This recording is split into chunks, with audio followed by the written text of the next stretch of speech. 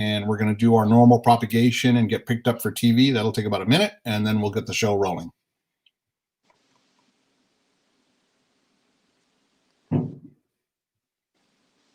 John, I don't see it. I don't see it live on the it's a Facebook delay. page. Yeah, it's like a 20-second delay. Okay. So you should see it right about now. Now. Do you see it? Yes. Good.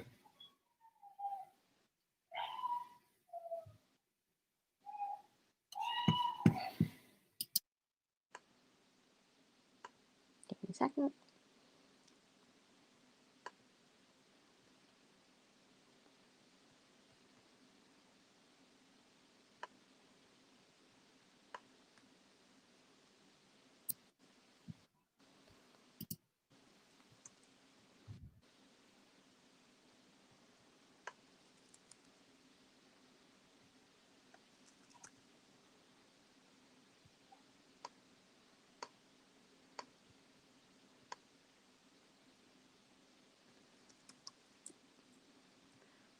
And we're good to go. All right. Thanks, Ronni. Welcome to the WeHot.com Weekly Roundtable. I'm John Lyons, joined as always by the managing editor of WeHot.com, Ronni Newton. We thank you for taking some of your time this Thursday to watch locally on Channel 5, WHCI, WeHot.com, and Neighbors and Friends, and statewide on Connecticut News Junkie. Today's guest is a published author, expert on American political and constitutional history, and creator of his famous, thought-provoking, and inspirational Halloween displays, Matt Warschauer. Most recently, he's completed a book on the history of 9/11 that will appear in 2021 for the 20th anniversary of September 11th. We will be discussing his famous Halloween statements, looking at what he's done throughout the years, but we're going to start off with a little bit of a constitutional discussion, given recent events and some of the discussion in political circles about a potential contested election. Later, we'll be visited by Mayor Sherry Cantor, who's the mayor of West Hartford. She's going to give us a quick update as to what is happening in town with respect to COVID-19 and a charity effort that she, along with mayors of other communities, are spearheading. So, Matt, welcome to the show. Thank you. I appreciate the invitation. Hi, Ronni. Nice to see you as always. Hey, Matt. Good to see you too. Somewhere other than on the sidewalk in front of your house. Yeah. That's where we usually meet, is on the public sidewalk. That's right. So that's definitely a question I have for you. And what the heck? We'll start. I'll start. How long does it take you to prepare and then physically build one of your displays? Well, that really depends on how elaborate the display is. This year, I consider the display actually pretty simple. It's just 8 4-foot by 8-foot panels that need to be cardboarded and then painted, and then each one is decorated. That's pretty simple compared to something like a 50-foot long, 23-foot high with masts pirate ship. That one was a little bit insane. So, this one probably took me about 40 hours, which I don't really think is that bad. And I did it with my daughter and some of her friends. And it's like, it's like hanging out in the driveway and listening to the Red Hot Chili Peppers and, carving Corona molecules out of styrofoam. That's there's definitely, and we're going to talk a lot about this year's display. We're going to show people it, but just for those watching who aren't familiar, Matt every year builds a really incredible and powerful Halloween. I'm using the word display. Is that an appropriate word, Matt? I've had people use display. I've had the word exhibit. I've had a friend of mine who's a mural artist said to me a few years ago, he's like, "Oh, you're an installation artist." I said, "What?" I like that. Okay. That has more gravitas. Yeah. To me, display or decorations just sounds so light for what you do, because you really do try to send. My sense is you try to send a good message with what you do, and I try to have gravitas. Yeah, and what you do, and I wish I had a better vocabulary, because we would cover it. So let's go to the constitutional stuff first, because it's on a lot of people's minds. A lot has developed. We booked you about a week and a half, 2 weeks ago, before we found out that Trump had COVID. And then obviously he was diagnosed with COVID. He spent 3 or 4 days at Walter Reed. He went through the treatment, but we all know COVID is a nasty disease, which when you think you got to beat, maybe you don't. Talk to us just in general about how does the 25th Amendment work? If he does have to hand over power to Pence, how does it work? Well, I mean, first he would have to hand over that power. And technically speaking, the last time that was done was when George W. Bush had a colonoscopy and was put under. So he was literally not, awake. And so, and under the influence of medication, obviously. So he handed over power to Vice President Dick Cheney. There's plenty of medical experts who have been, testifying over the last week that in all likelihood, given the seriousness of some of the medication that Trump was put on, especially some of the steroids and the psychological impact that they can have, that he should have gone ahead, at least while he was in the hospital, and turned that power over. But that requires a president who will cede that power for a period of time, and then when he is ready to reclaim the power of the presidency, a physician would have to approve that. So I've had some arguments over the last 7 or 8 days with people that I feel that invocation, is that the right word, of the 25th, invoking the 25th Amendment should be able to be a routine presidential matter. Obviously, it has implications. But when running for president, you ostensibly select somebody who you trust and who's clearly qualified for the job, or at least is being groomed to be qualified for the job. So can it be considered? I know it's only been done, I guess, 3 times in history, twice by Bush, and I'm forgetting the other one. Was it Reagan when he was Reagan? Correct, when he was shot. Reagan when he was shot. But is it really that big a deal, or is it something that could be handled? Okay, this is routine. I'm going to be at Walter Reed for 4 days. I'm going to hand over power to Pence just in case we want to let our enemies and our allies know that everything's under control here. Or is it not routine? Well, it's both, right? I mean, it's not routine in the fact that it's only been done 3 times in recent history, right? So it's not routine since the amendment was created. But it is routine in terms of this is the very reason that the Constitution the Constitution was amended and this was added, so that it would in fact be routine. But I think that we left routine and the normative elements of democracy quite some time ago. So, But before commenting on that, though, I'm actually really curious. How is it that since this amendment was added, and I'm not sure what year that was, that only 3 times? I mean, having a medical procedure where you have an element of anesthesia and you're asleep, I would think has happened more often than, or to someone other than George H.W. Bush. Well, historians aren't aware of a time, historians in political science aren't aware of a time when that has occurred. Certainly it was done under Johnson's administration, right? Wasn't under Lyndon Johnson's administration? It wasn't done in 1964 as a result of the Kennedy assassination, or am I a year off? That wouldn't have been a I mean, that's the succession of power. That's right. Very different, however. I mean, it's related to the 25th Amendment, but that's different than what we're talking about. No, I'm sorry. I did a bad job of conveying my thoughts there. I thought the 25th Amendment was ratified in the mid-1960s. That was my understanding. Am I way off here? No, that's correct. Okay, yeah. As a result of the Kennedy, that's what my point was. Okay, yeah, it happened under the Johnson administration. That's correct. Yeah. But you think, I mean, did Nixon was there, 6 years or 7 years? Did he ever get a colonoscopy? I mean, obviously we all know what happened, but Reagan, same thing. In a manner of speaking. Sorry.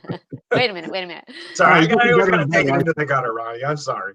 All right, no, I won't belabor that point, but it would just seem surprising to me that somebody didn't have an MRI where they're given a heavy duty tranquilizer and they're not able to handle running the country for 45 minutes while they're in that machine. But again, an MRI is quite different than actually getting put under, right? And any sort of tranquilizer that they would give for an MRI could also be reversed with other medications, right? and you are under supervision of medical staff and whatnot. But when the president is actually put under anesthesia that takes him out of his control and cannot be undone except for a particular period of time for that anesthesia to wear off, that's a different matter, and that has been the precedent. Now, granted, President Trump was not placed under anesthesia, but he was placed under, heavy-duty medication with an illness that we know has killed 200,000 people. Now, one of the difficulties with this is, of course, we could, like with everything else in regards to this particular chief executive, we could switch into different roles of party viewpoints. And, those on the right are certainly going to go, well, there was never a problem, right? That he was in the hospital for a couple of days, and now he's back at the White House and he's fine. And he has attempted, with the drive-by outside of Walter Reed and all of that, he has attempted to project that very view from day one, right? And I guess that's the story. Sure. you hit on therein lies the rub, right? So, well, and it's interesting. I mean, we know, and again, whether you're a supporter of this president or not, I think we can all admit that this is somebody who enjoys the limelight and doesn't necessarily want to share it. And we can look as an example of that. Look at the COVID response team, and Vice President Pence was put in charge of that. And as soon as Trump saw that there was a lot of attention being paid to it, he stepped in and took that show over.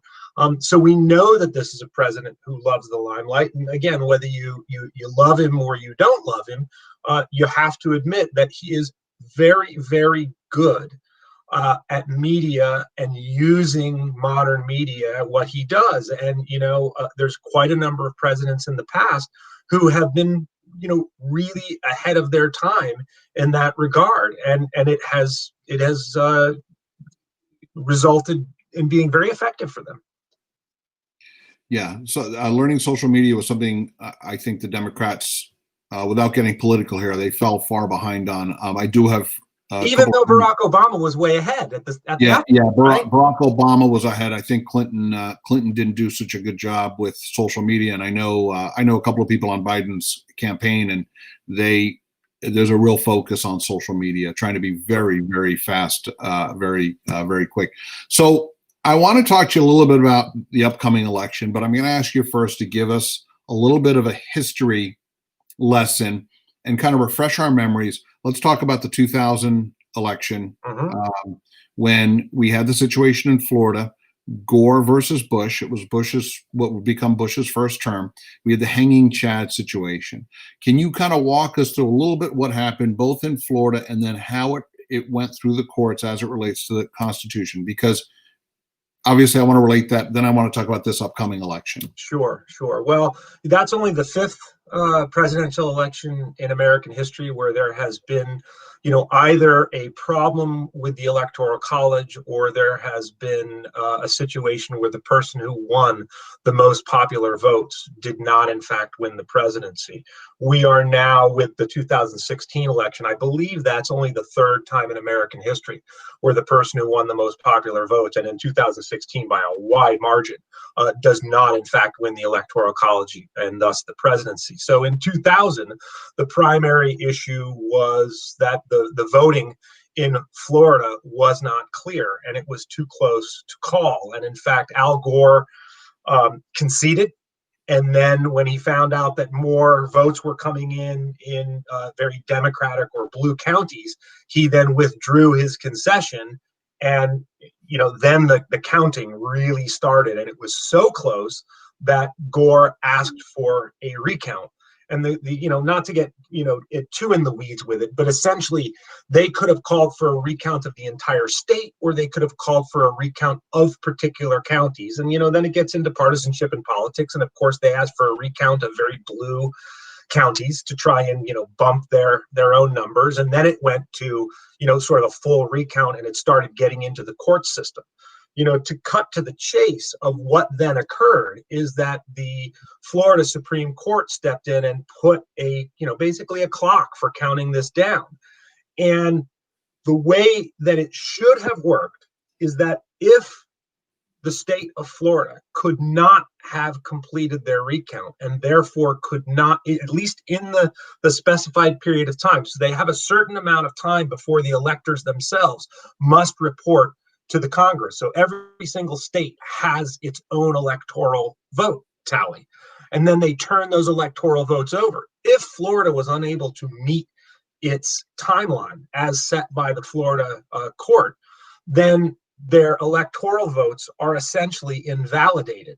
And it should then, according to the Constitution, going all the way back to the 11th Amendment, it should be turned over to the House of Representatives, where those disputed electoral votes are either worked out somehow.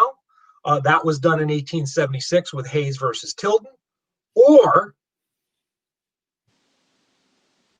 all of the votes are canceled. Right? Every single one of them, all over the country, and each state in the House of Representatives, each state gets one vote. Doesn't matter how many representatives they have, they get one vote. So there are constitutional means for solving these problems. And, like I said, 6 times in American history that we've run into this problem with contested elections. The real problem in 2000 is that the Supreme Court stepped in to what was a very, very political matter.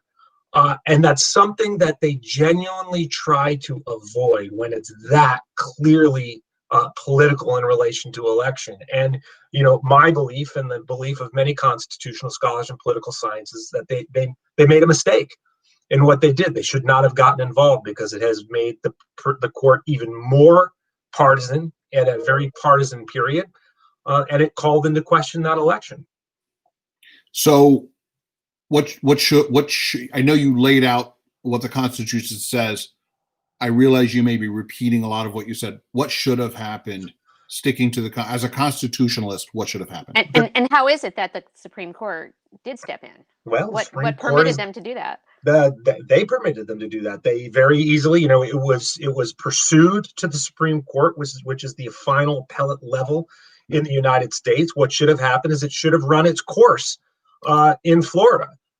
For those people in the country who argue on behalf of states' rights and federal, stop federal interference of states' rights, well, that was a very, very clear example of the federal government, in this case, the judiciary, stepping in and overruling a state court. In my view, what should have happened is that the state, the count should have continued. If they couldn't make the count, then they should have determined that, or if there was another lawsuit in relation to it, then the electoral count, the electoral votes in the state of Florida should in fact have been invalidated. And then it would have been turned over to the federal government. But what the Supreme Court did is it skipped that step of the process. Now I realize I'm getting wonky, and I realize we're turning this into a history lesson, but I think it's fascinating. It is fascinating. So had this played out correctly at the time, if I recall, am I correct? The Republicans had the House in 2000. That's correct. So the outcome would have been the same. Maybe. Why equivocate? Why maybe? Simply because we just don't know. Right? Yeah. I mean, we just don't know. I mean, as an historian, we're like, okay, facts. Yeah, I got you. What actually happened? Is the likelihood that the vote in the House of Representatives would have occurred and Bush would have been elected anyway? Well, okay. Yeah, probably. And, I've given talks on this subject before, and I've talked about it in my political history class. And I've always said to my students and anybody else who can make their way through to listening to me for, an hour and 15 minutes, is that the process should have gone through, right? We should have gone according to what the Constitution mandates. And doesn't matter. I mean, it obviously matters to me who wins the presidency, but I would make that argument if Gore had become president. I would make that argument if Bush had become president, because the norms and the processes of our democracy matter tremendously. Absolutely, they're pivotal to our functioning. And that's what we are seeing with our election today, is we have steered so far away from the norms of American democracy, especially with a president saying, or any candidate, it doesn't just have to be a president, in this case it is, who vocally states in public that he will not accept the results of the election, and placing in the minds of America that the whole thing is bogus. And this is literally, quite literally, the first time in American history where that has occurred. That is not the norm. And I say norm in terms of normative as opposed to what we would call normal, right? Because, what's normal? But normative, what is the norm for democracy and for our democracy? We are way, way outside of that at this juncture. So let's do a little bit of reading the tea leaves. We've got a lot of layers to this thing. Number one, we've got the potential of several states, the actual voting process being contested. Let's start with that. What could happen there? Let's take a state. Let's take a toss-up state: Florida, Pennsylvania, Ohio, Michigan, Wisconsin, North Carolina, Arizona, Nevada. I could keep going, but let's talk about some of the states that are really close. It's Biden wins by 0.3%. What happens? It's going to go to the courts. I mean, there's already a legion of lawyers that are waiting for this. They've already got briefs written for all of these states. All they need to do is plug in dates and numbers and rationales, and it will probably take them about 20 minutes to do all that. This stuff is already written. It's ready to go. And the Republican Party learned something very, very important from 2000, and it's a principle on which they've been operating for the last 20 years, and that is the chaos principle. So it would go to the courts. It wouldn't go to the House. No, not yet. Initially, it is a state matter. Every single state is responsible for its own process of voting. Okay. There used to be a time in the 19th and early 20th century when voting, whether it was for local elections or state elections or the presidential election, was spread over a large swath of time. It was not designated to a specific day. That's, not super recent, but, a fairly recent occurrence. And so the states themselves, and so for example, our Secretary of State, Denise Merrill, is in charge of operating the state election and determining whether we allow mail-in ballots, and that's why so many lawsuits have been going on in various states that have opened up early by mail balloting, because as Donald Trump himself has said, the bigger the vote turnout, the less likelihood it is that the Republican Party will win. Numbers are against the Republican Party, and this is not a partisan statement on my part. This is simply a fact of numbers. They know that the bigger turnout, that this is why redistricting has been so important to them. This is why voter suppression has been so important to the Republican Party. So there's lots of pieces of this that all fit together into, a big whole, and that is for them to control the elections and sow as much havoc as they can. And this has been Donald Trump's. This is a man who, whether we think it's right or not, he excels on chaos. He does very, very good at chaos on a number of levels, but especially in regards to sowing chaos and doubt in the political system, but also in flipping the script on the news media, every other day, so we can't keep track of, geez, what's that? Did that only happen a week ago? It seems like a year ago, right? Does anybody remember impeachment? I know it's remarkable. It was right? this calendar year. Impeachment was this calendar year. It's That's remarkable to think about it. So, 2020 is a remarkable year. Yeah. Oh, that's being very kind. Yeah, well, I'm trying to be nice.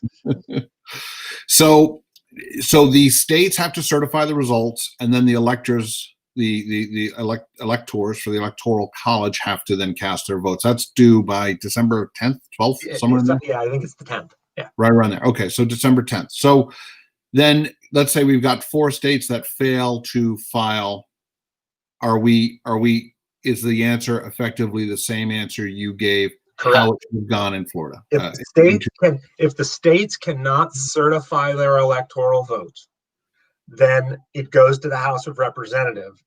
And in particular, I mean, what would really count is, if it's 4 tiny states and the president has received the number of electoral votes that he needs, it's not an issue. Who cares? Right. But if either candidate has not received the requisite number of votes, then it gets thrown to the House of Representatives, and there's a few different precedents for it. In 1824, Andrew Jackson and John Quincy Adams went head to head over this, and another candidate named William Crawford, and the House of Representatives voted. Each state got 1 vote, and John Quincy Adams was made president of the United States. 4 years later, Jackson came back and won the 1828 election. The next example that you have is that is really problematic is 1876 with Rutherford B. Hayes versus Samuel J. Tilden. And that is an example of where the House and the Senate create a commission to determine there are 20 electoral votes that are unclear. Hayes needed all 20 votes. Tilden needed only 1. And Hayes ends up winning, right? Yeah. And so that is an example, probably the closest that we've ever gotten, other than the Civil War. But that wasn't a contested election, right? So we're talking about contested elections. 1876 is the closest the United States has ever come to bloodshed over a presidential election. I have lots more questions, Ronni, but I don't want to, No, I'm just kind of taking this in. And even though, I studied political science, but a lot of this is actually new to me. Because, when you get into it, it actually gets really, really fascinating. And I could talk about this all night. I mean, we need to have more conversations like this, because the politics of our country is, I don't think people really understand it. And in part, it's my fault, and it's historians' fault and teachers' fault, because we don't necessarily engage history as the fascinating story that it is, instead of just trying to go, memorize this name and date. And a lot of kids don't see the relevance of that, and rightfully so. We need to engage it in a better and more engaging way.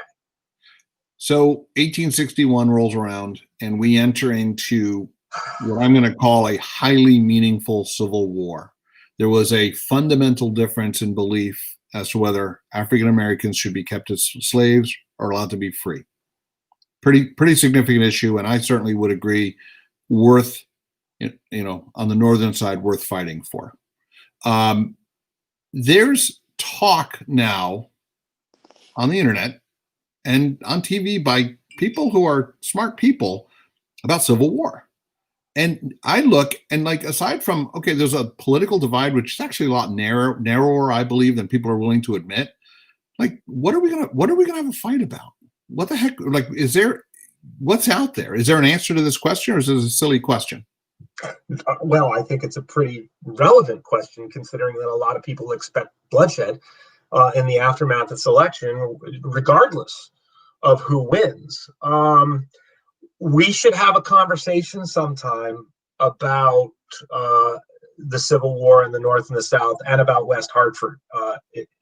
Additionally, I have a great PowerPoint on West Hartford's connection to the Civil War. The Old North Cemetery, I can see from my front yard, and we've got a number of Civil War veterans who are buried there. So, West Hartford has its connection like Connecticut does, right? I wrote a book on Connecticut and the American Civil War. So the one thing I'll push back against is a lot of people make the mistake of thinking that the Civil War is all about the moral North versus the immoral South. It's not that simple. Mm-hmm. Most Northerners are fighting far more against the South and for maintaining the Union than they are for Black rights. It gets complicated, but I need to throw that out there, right? Okay. So for today, sounds like a great story idea.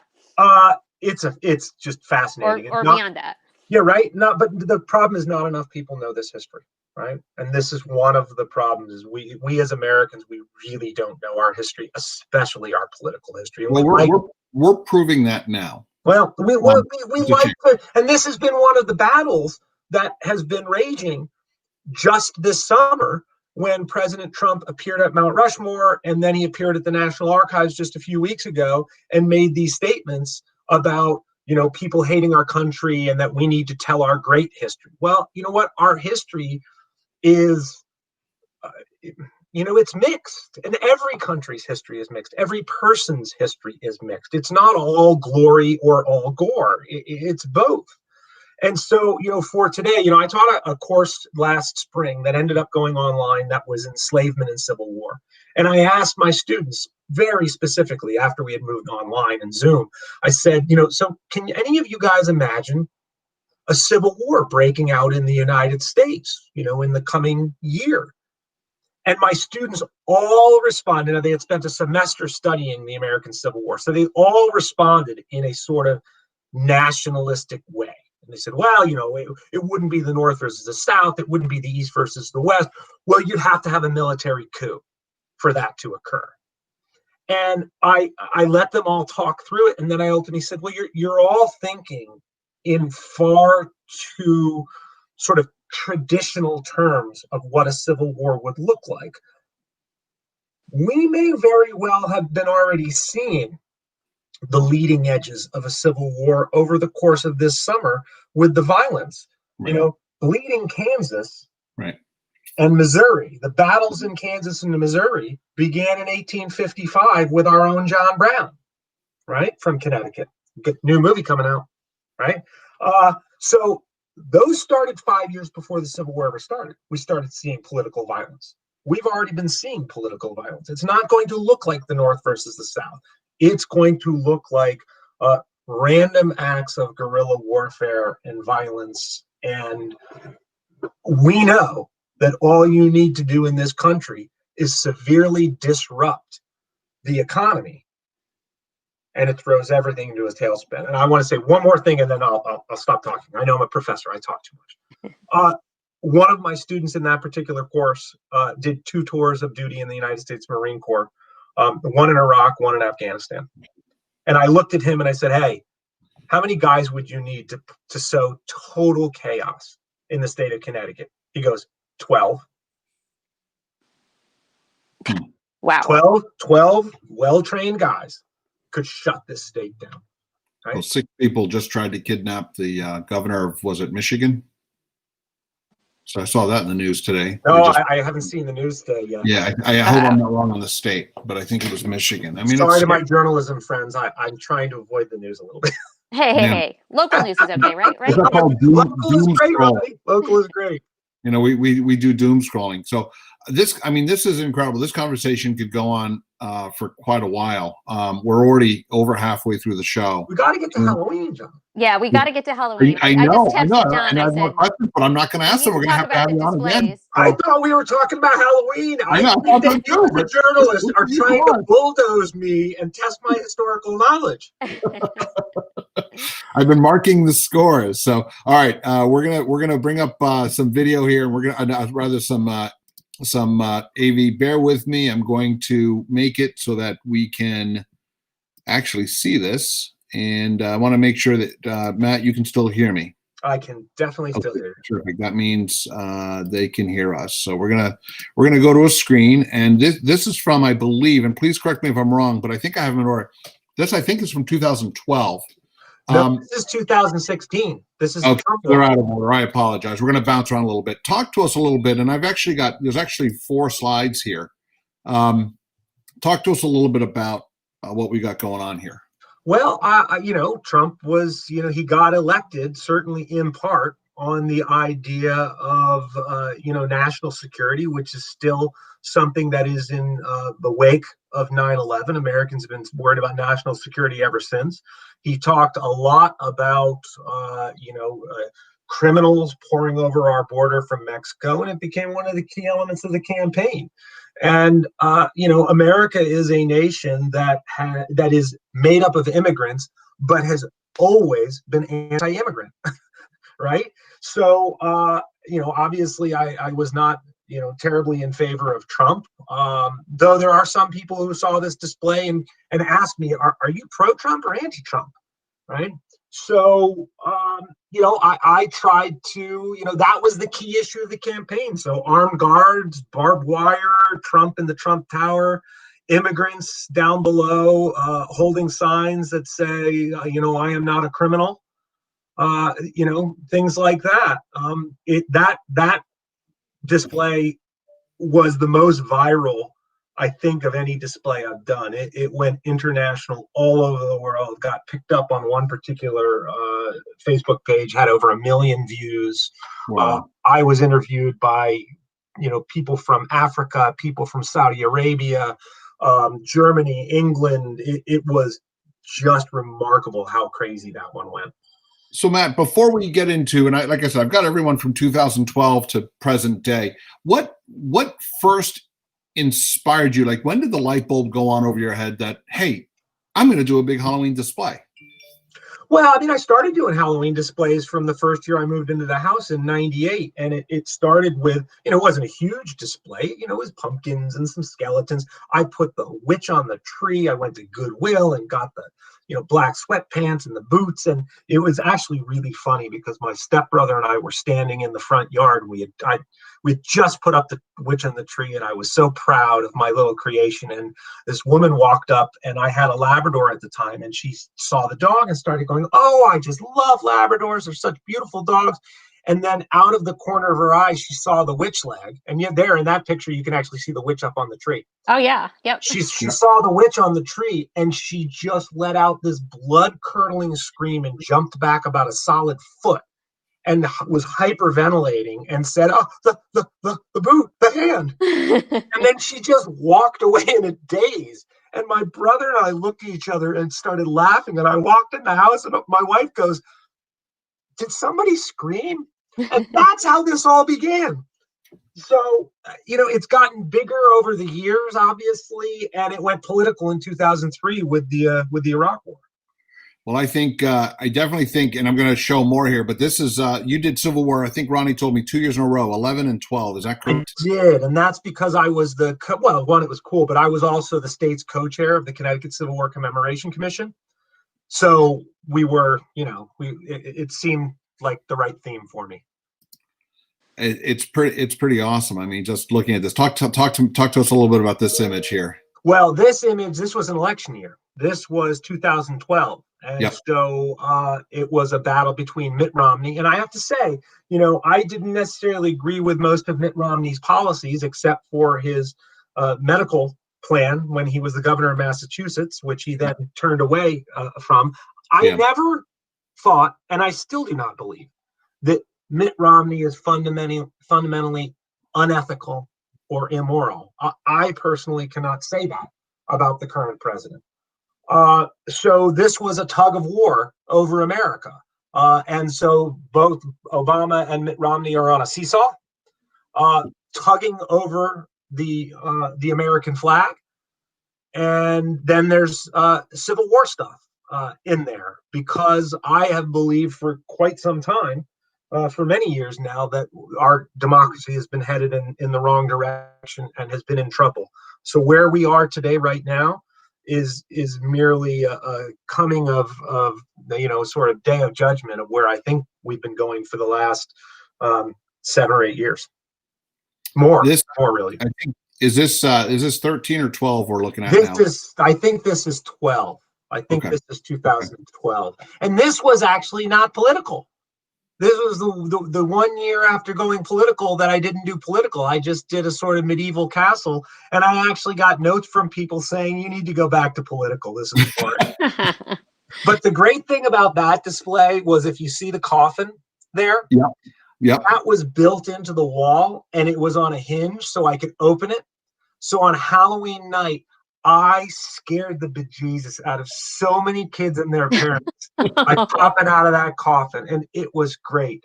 And I just want to say about the previous image of the Civil War, that year, I've been very fortunate, and I count West Hartford the kind of community we are for this, is that I've never really had any vandalism or damage. But one of the Civil War years, I was awoken at about 1 or 2 a.m. by a knock at the door. I went downstairs. There were 2 West Hartford police officers. And one of the officers, good evening, sir. I'm so sorry for waking you at this time of the night, but we had a report of somebody walking in the area with a rifle. And before I call every officer on duty to this area, I thought I would stop by and see if anything was missing from your display. And sure enough, there was a toy rifle missing from the display. And he said, well, that's good to know. And he called it in and he says, well, as long as I got you up, would you mind me walking me through the display? At 1 o'clock in the morning. At 1 o'clock in the morning. And these officers, I love West Hartford police officers. I've got a bunch who are friends. They're super professional. They're good people. But that was a pretty good one. That's so great. did you do it? Did you walk them through? Oh, absolutely. Why wouldn't I? Good. So this is the Colosseum. Yeah. This is the Colosseum. I think this is 2013, actually. This one, before the pirate ship, is the one who took me the most time. That was an incredible display. We worked out the math. Not me, because I don't do math. But one of my kids helped me with all the math. So actually, each tier of the Colosseum itself is a different dimension and size, just like the Colosseum in Rome. And then you've got the temple, the Roman temple on the right side, that you can't really see it from this image, but above it, carved into, you can see it a little bit there, carved into the styrofoam there, it says circumvenire abstultes, which is one of my colleagues' favorite sayings, and it translates from Latin into "I am surrounded by idiots." So that one was fascinating for me to report on, because you actually challenged me as a reporter to figure out what all the Latin sayings were. Right. When we chatted, I refused to tell you. Yeah, you didn't. And I went and took pictures of them, and then I ran them through a translation, and then we talked about them, and I figured out how to portray what your meaning was. Yeah. I think I asked my daughter, who'd taken Latin at Conard, too, to give me a little help. Well, the director of Latin at Hall High School, Jim Crabb, loved that display.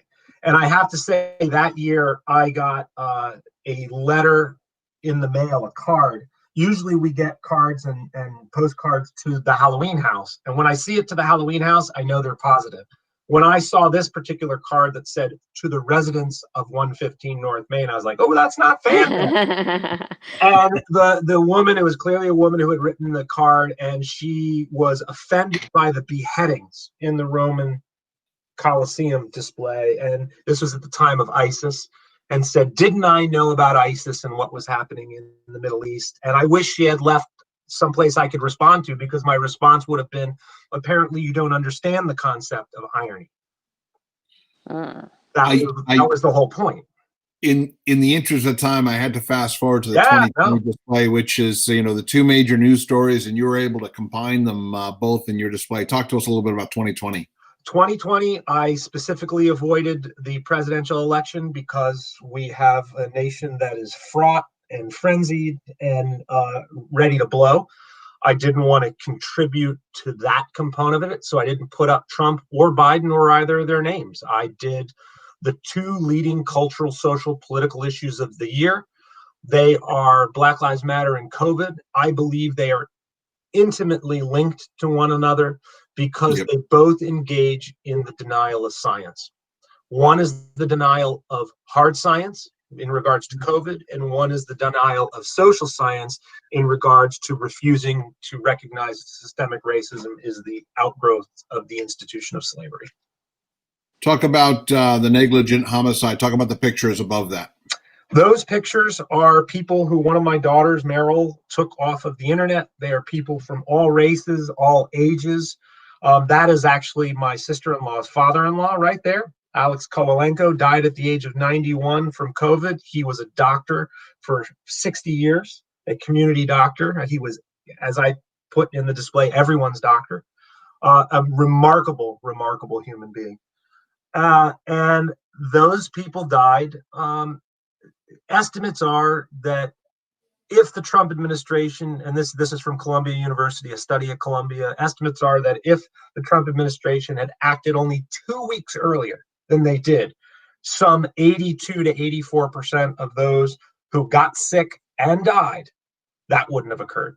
This response has been a disaster. It's negligent homicide. It's that simple. It's been awful, and I'm trying to see. I thought I had Sherry in the stream, but I don't. So I'm going to send her a quick text here, Ronnie. If you can cover me for a couple of moments here, I'm going to quickly text Sherry and try to get her back in the stream here. Well, while we're talking about that, I just want to ask you which of the displays has been your favorite? You know, I have to say the Vietnam display was my favorite, only because I had so much fun making that helicopter. I started from scratch with scrap wood and cardboard, and then went and got a car windshield to put on it. And my daughter Samantha and I made that together, and we had such a good time doing it. And then my girls' friends at school thought that I had bought a surplus helicopter from like U.S. Army or something. And so it didn't weigh very much, did it? No. Two friends came over to help me move it from the driveway where I built it, and one of them looked at it and went, "How are we going to pick that up?" And I walked over and lifted it with one hand, and he was just like, "Wow, cool." So that was my favorite, and also my daughter's idea, Samantha. It was her idea to make a replica Maya Lin Vietnam Wall. And that was the first year that we did public comment, and we left a white paint tent for the black cardboard wall, and we had over the names of over 300 veterans that people wrote their names on it. Wow. And that public piece to the art was so cool. I've been really pretty much doing it every year since. I'm going to quickly, we're trying to troubleshoot some technical issues with Sherry. So while we're waiting, I'm going to pop back into the stream here. We got the pirate ship, which I don't think I showed. Pirate ship is awesome. So that was a lot of work. And if people haven't seen it, they should look on my website, which is themindfulprofessor.org. It's all one word, themindfulprofessor.org. There is a time-lapse video that took about 9 hours to put up with 7 of my friends. And we time-lapsed the entire thing into a little under 5 minutes. And there's an original song from a group of kids I know that have their own band. They all graduated from Hall. They made an original song for the video of erecting the pirate ship. It's super cool. I'm trying to find the helicopter picture right now. I think we had it up before, didn't we? Oh, did I show the helicopter? I think so. Okay, good. So. Yeah. I don't know. I've seen them all, and I've written about them every year. I look forward to the conversation I have with Matt every year. Usually about mid-September, I'll text you and try to find out what's going on and make plans to talk to you before the display goes up, because you're my go-to Halloween journalist. I always talk to you first. And we always have a great conversation. We always end up talking about more than Halloween and politics, which is always fun. Yep, absolutely. There's Sherry. Hi. Hey, Sherry. I'm going to say this publicly. I've been meaning to write you forever to say what a fantastic job I think the town did with bumping out Main Street and the Sal Road so all the businesses could open up and expand. And I thought it was brilliant and fantastic, and it's worked so well. So thank you for that. Thank you, Matt. I appreciate that. And we are so grateful for you enlightening us and giving us something to talk about and walk to and all of that on your display. I appreciate it. Really Thank is. you. Yeah. This was, man, I got to tell you, this was incredible. We definitely need another hour with you, because this was just fascinating. Well, you know where I live. I do know where Everybody you live. knows I where will you not live. knock on your door at 1 o'clock in the morning. You've got my word. But I feel badly because we barely scratched the surface on your displays, and I really think hopefully we're going to be having a positive conversation. Whomever the eventual winner is, that we'll be having a positive conversation come November 4th. So let's, with your permission, let's plan on having you back on. Let's talk again anytime. Ronnie knows exactly where to find me, but thank you all so much. I really appreciate your support and your encouragement. Matt, thank you very, very much. Thank you so much. Everybody. Good night. Thank you. Thanks, Matt. All right, we have a big night happening here. Now with the second part of our night, we've got the mayor of West Hartford, Mayor Sherry Cantor, who is here to promote an effort. She's working with several other mayors on a food program. So we want to talk to you a little bit about that. If you give us a rundown, then we want to hear a little bit about what's going on with town and COVID and all that. So Sherry, what do you got? And I got some, AV to show here too, I believe. There we go. Boom. Let people see what we're talking about here. Thank you, John, and thanks, Ronnie, for having me. We are really seeing an increased need of support and food throughout the region. Actually, I'm on the board of Food Share, and today at Rentschler Field, there was the highest number of cars in line that they have seen. This was a record. There were over 2,400 cars today. So really, really challenging. Our own social services department, I have some recent numbers, but from the same period last year compared to this year, so from mid-March to September, we had a 78% of our regular food bag distribution increase. So that's 78%. And we also had a 53% increase in the number of households we're serving. So the need is real. This is a very challenging time. This particular activity and initiative is a bit unique. It's a federal sort of ad hoc kind of program that we received word of kind of late. This distribution is not going through the normal food pantry, food share distribution. It's sort of going outside and was partnering with states. Every state has some of these boxes, and they are really unbelievable. Actually, they're farm boxes, and again, they're from the federal government. They do happen to have, and I think many people have probably read about this, a personal letter from the president in the boxes.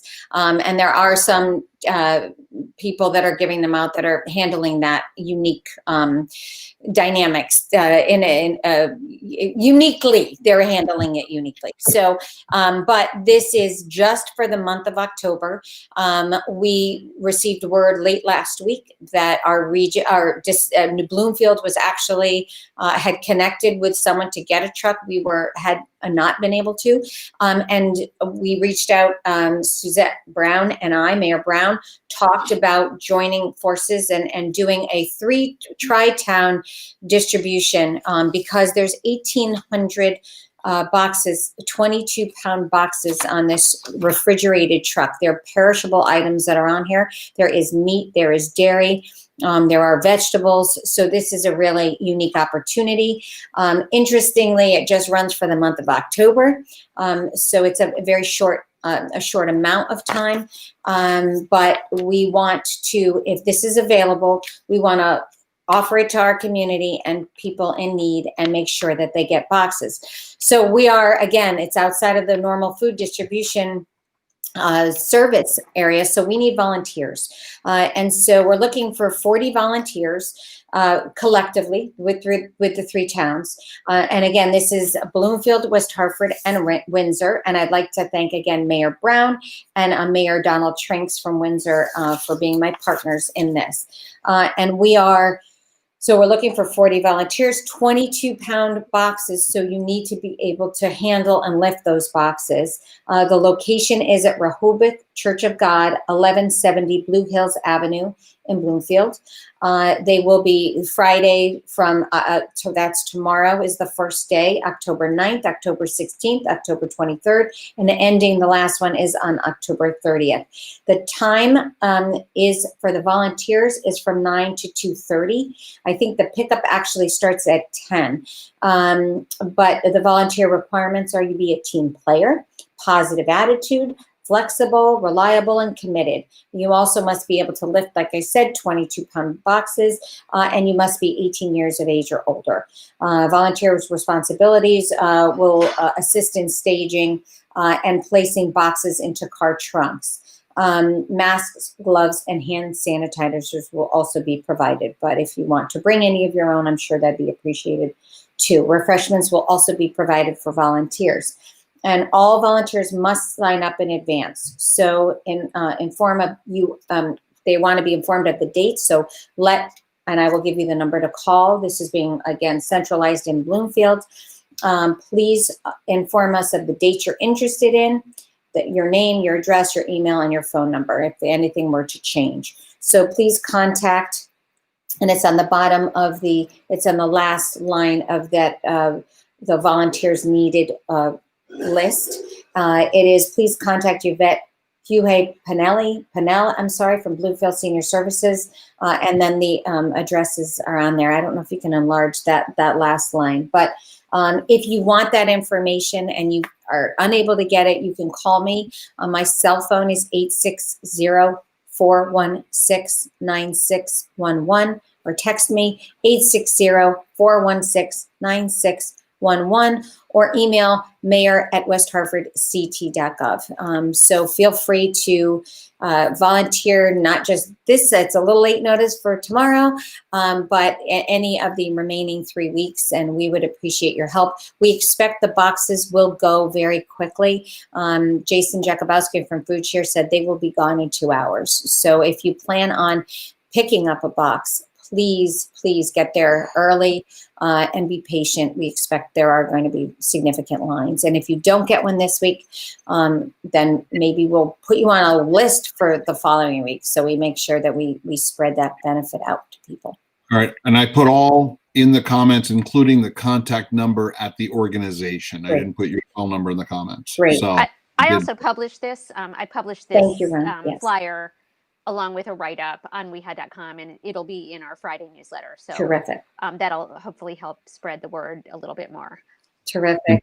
Important effort by all here, Sherry. So while we have you, it's nice to get you on again. We haven't seen you in a month or so. I know. A lot's happening. A lot's happened, boy. Talk to us a little bit. Did Mike do the shopping? Did he get you lunch? So yes, he did. He's actually that? Making some salmon now, so very There nice. we go. I was just on a call with Congressman Larson prior to this, so as you know, John. So yeah, no, it's been very, very busy. There's so much going on, and we're there are pieces of normalcy, and then everything is always just encased in this world of this new normal, or now normal, I will say, because I think we're going to have to keep reinventing ourselves. But a couple of things I really want to remind people is that those 3 standard guidelines that CDC put out save lives and prevent community spread. We are seeing community spread. People's guards are down a little bit. We're inside a little bit more. And I think, we're all sick of not seeing each other's faces and being able to hug and touch and be, but we can't yet.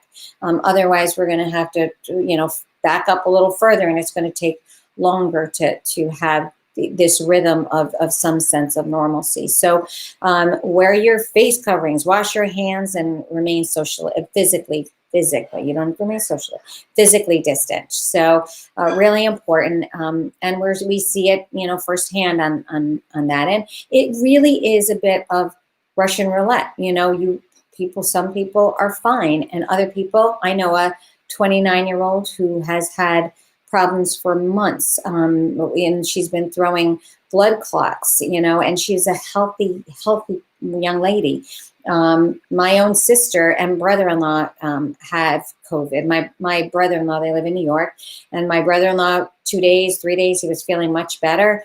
And my sister, it's been now almost 2 weeks since she's had a fever every day. So Gosh. It's challenging, and we're trying to, keep, obviously we haven't seen her in a long time, and that's sad, but there's a reason for it, and it's important. So we have great testing facilities. Get tested. Almost all of our urgent cares offer testing, and some offer rapid testing, but the PCR are more accurate. So, and we just I love Matt's comments about, making sure that we extend our life outside to allow our businesses to succeed. And we're working on some configuration for the winter, challenging. So this is my plug. If you like a business and you want them to be here for the long term, support them, support local, and buy local. And as easy as it is to order that Amazon box and to order something, it's really important that you support the local, not only, retail, restaurants, whatever businesses that you find to enrich your life in West Hartford. And we are about small business. It's really important that you support them.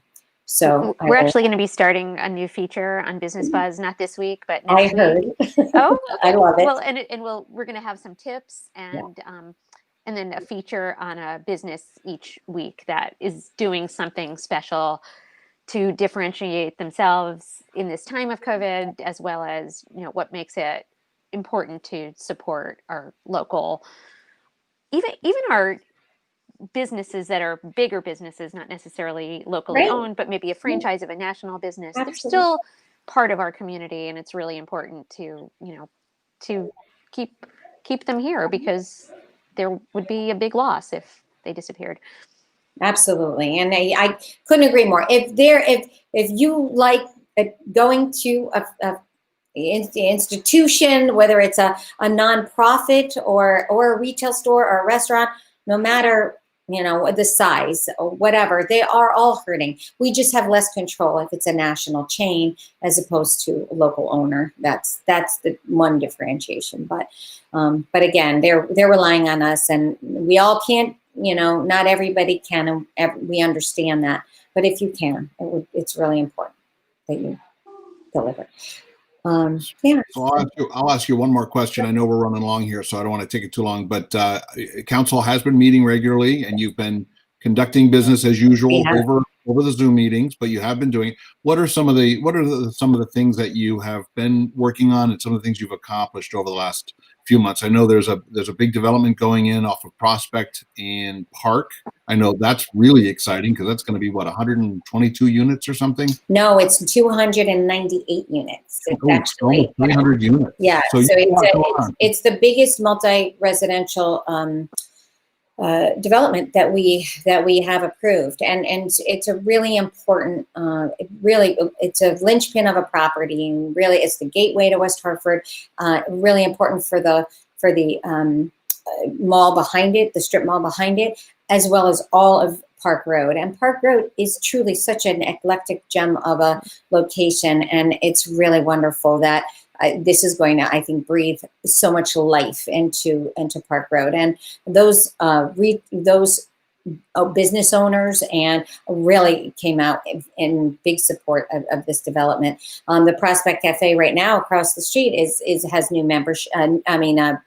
Recently put the restaurant up for sale, and it's a prime location for somebody else who wants to. And there's good things happening throughout town. I expect there's going to be some challenges and some hardships that we're going to see as well.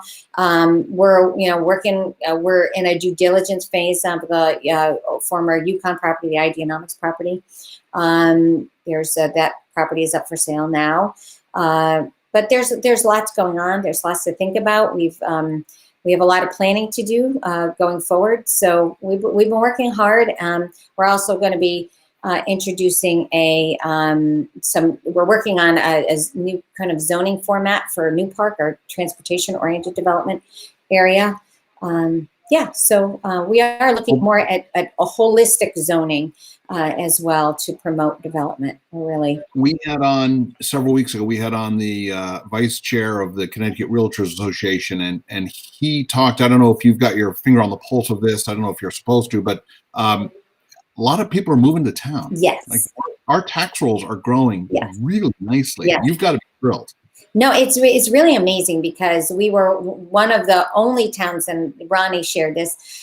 We were the only Connecticut town that was referred to by where New Yorkers are going, and the only town in the middle of the state. Obviously, New Yorkers are moving to the southern part of the state, and this was a recommendation of surrounding towns, and they were New York, New Jersey, and then West Hartford, which was really unique. But I think people recognize the vibrancy that we have here, the investment that our citizens, our residents make, our business owners make, and this real sense of community. And that comes from people like you. I can't tell you how much value you bring to building this sense of community. And people that I know that have relocated here and their houses for sale that have turned around so quickly. I do get a realtor newsletter today. I don't have it right in front of me right now, but the numbers are good. You know, the house, it's about houses on the market, about half of what they were